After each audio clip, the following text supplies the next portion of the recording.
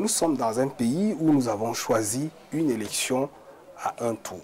Donc, naturellement, celui qui gagne l'élection ne va forcément pas, peut avoir une majorité relative ou une majorité absolue.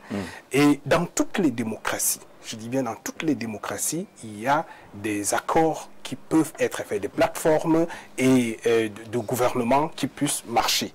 Donc, le gouvernement c'est la quoi? Le gouvernement c'est la quoi? Je dis bien que moi, aujourd'hui, pour le conseil régional que je gère et que je produis ces salles de classe, 200 salles de classe dans 21 communes en l'espace de 5 ans, et que jamais depuis l'indépendance ça n'a été fait dans la région de la Damawa. Si je ne l'avais jamais fait, si je n'avais pas pris cette responsabilité, cet argent serait détourné.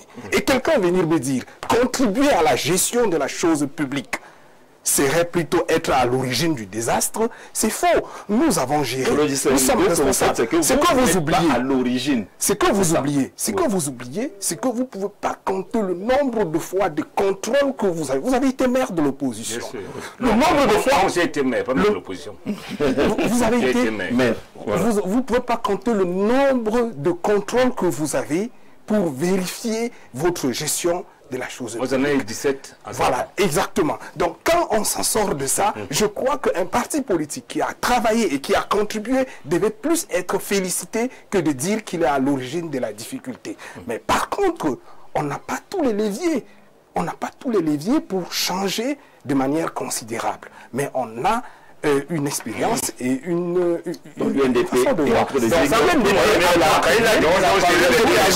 Mais on ne peut pas changer quelque chose. Mais il a dit ici qu'ils ont géré les deux régimes. Oui. Donc eux, ça doit être 43 ans. Donc ils n'ont pas eu tous les leviers pendant tout ce temps. On n'a pas géré les deux régimes. Je dis bien que vous avez géré avec les deux régimes alors. Je dis bien que M. Bello Bouba, qui est un homme d'État, tout à fait, qui est un homme d'État, qui a été Premier ministre, qui est un homme d'État, Premier ministre, Premier ministre, qui a été aussi secrétaire général à la présidence de la République, ministre d'État au développement industriel et commercial, au poste, au transport et au tourisme, où il est parti. Donc, je dis qu'il a servi ce pays et il a travaillé tout ce pays depuis le régime d'Aïdjo et il a travaillé pour le régime de Biya. Il n'était pas le seul ministre. Il n'était pas le seul ministre de l'UNDP. Nous avons eu le ministre délégué aux faune et aux forêts qui a également servi ce pays. Nous avons eu également des secrétaires d'État à l'urbanisme qui ont servi ce pays. Et moi, je crois que venir dans un gouvernement, apporter son édifice à la construction d'un pays ne devrait pas être quelque chose qui doit être à l'origine. Si on est à l'origine, qu'on puisse nous poser quel est le point qui est à l'origine. Mais par contre, l'animation, vous n'êtes pas à l'origine de ce que d'aucuns considèrent comme échec. Bien au contraire, le résultat qu'on obtient aujourd'hui, on peut même le dire, c'est grâce à notre contribution.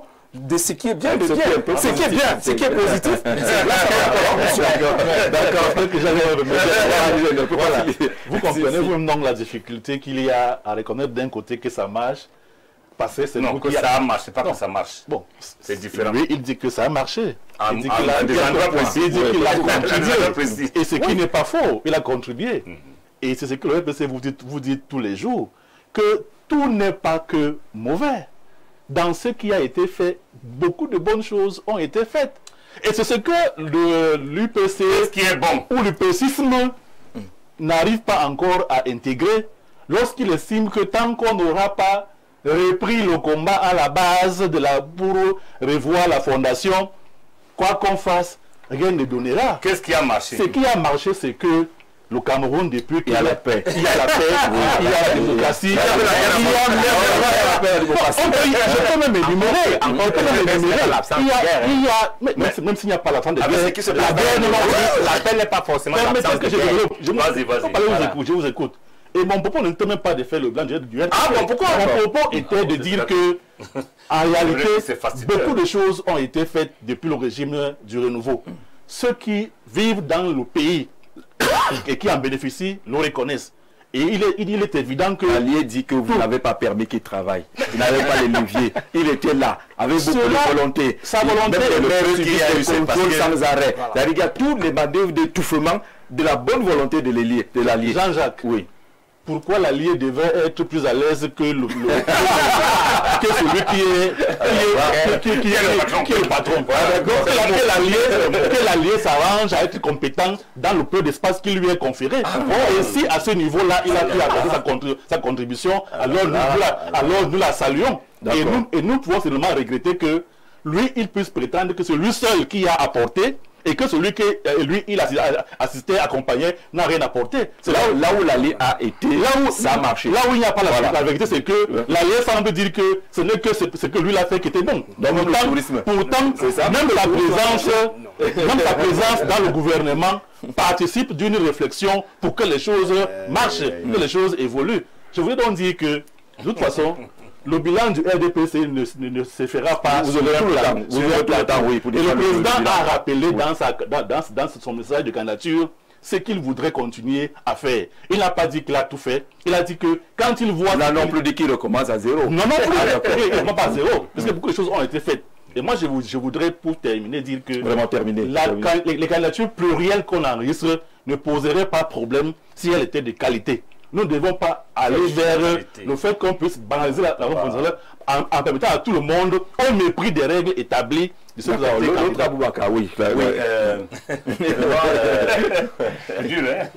Jean-Jacques, je voudrais vraiment te remercier pour cette palabre que tu as organisée. C'est-à-dire pour que l'époux et l'épouse se retrouvent devant les Camerounais. Le témoin. Nous sommes témoins. Nous voyons comment l'époux et l'épouse se participent.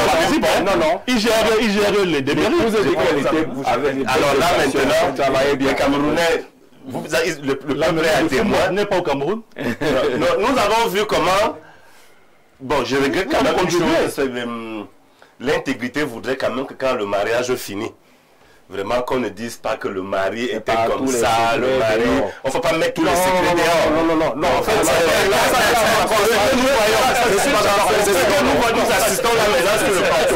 Et je voudrais inviter mon homonyme Aboubakar et aussi tout le parti, l'UNDP et aussi le parti de M. Chiroma, le FNC, à suivre le message, le conseil d'un autre doyen. Il y a quelques jours, je faisais partie de la délégation qui a accompagné l'honorable Thomanon Damjouela à la convention, au congrès du PAL. Le parti d'Alliance libérale de Sa Majesté Célestin Bédigui. Il a été clair à la conclusion. Il faut le dire, hein, de la plateforme. Le signataire de la plateforme avec lui. Sa Majesté Célestin Bédigui a été clair. Il a dit, Monsieur Paul Biya, après lui-même, Célestin Bédigui, et les anciens qui ont servi de l'ancien régime et sur l'actuel. Lui aussi, il a servi. Il a servi, oui. Vraiment, il a donné un conseil. Reposons-nous et laissons la place aux jeunes.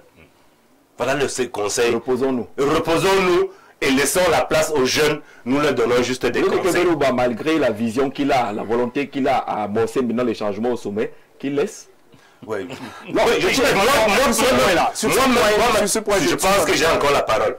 Sauf si vous voulez que je Oui, alors, je pense que avec ces démissions que nous voyons dans le gouvernement, les deux membres alliés qui ont démissionné.